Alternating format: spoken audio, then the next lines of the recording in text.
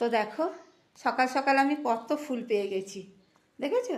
এই দেখো স্থলপদ্ম, জবা, টগর, কত কত এত ফুল পেলাম যে মন একদম ভরে গেল। আর এরপরে যদি এই ফুল দিয়ে যখন ঠাকুরকে সাজিয়ে পুজো করবো না, হা হা হা হা হা, সে যে কী শান্তি কী শান্তি আর বলবো। এই যে আমার বর গেল একটু সাহায্য করলো বলে অনেকগুলো স্থলপদ্ম পাওয়া গেছে আজকে, 5-6টা। আর জবা ফুল, টগর গাছ তো ছোটো ছোটো, ওগুলো আমার হাত চলে যায়, কিন্তু স্থলপদ্মটা যেতে চায় না। কিন্তু আজকে দেখো অনেক স্থলপদ্ম পেয়েছি।